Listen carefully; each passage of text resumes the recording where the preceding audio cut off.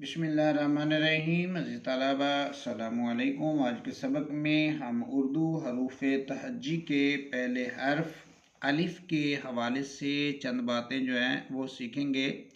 अज़ीज़ तलबा, अलिफ जो खाली होता है, जिसके ऊपर कोई हरकत नहीं होती, उस अलिफ को अलिफ जो है मकसूरा कहते हैं। और जिस अलिफ के ऊपर मद होती है, जिसकी हम आवाज़ निकालते हैं अलिफ मद आ, तो उस अलिफ को अलिफ ममदूदा कहते हैं। अज़ीज़ तलबा, उसके बाद जो है वो अलिफ की शक्ल है। इस शक्ल में अलिफ को जो है वो हम इस सूरत में लिखते हैं। दूसरे नंबर पर अलिफ का नाम है और तीसरे नंबर पर जो है वो अलिफ की आवाज़ है। जैसे हम अलिफ की आवाज़ निकालते हैं अलिफ ज़बर आ।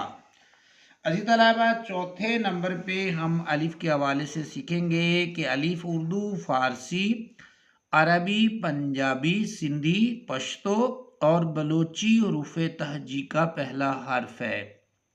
पाँचवें नंबर पर हम अलिफ के हवाले से ये बात सीखेंगे कि अलिफ जो है ये कमरी हरूफ में आता है, क्योंकि ये कमरी हर्फ है। छठे नंबर पे हम सीखेंगे जिन्स के एतिबार से अलिफ जो है ये मुज़क्कर है। और सातवें नंबर पे हम अलिफ के हवाले से सीखेंगे कि हिसाबे अबजद में इसका एक अदद मुकर्रर है।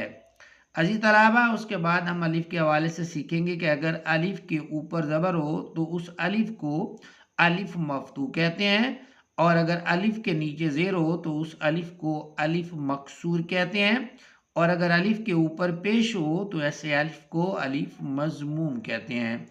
अज़ीज़ तलबा, ये था हमारा आज का सबक। उम्मीद है आपको पसंद आया होगा। अल्लाह हाफिज़।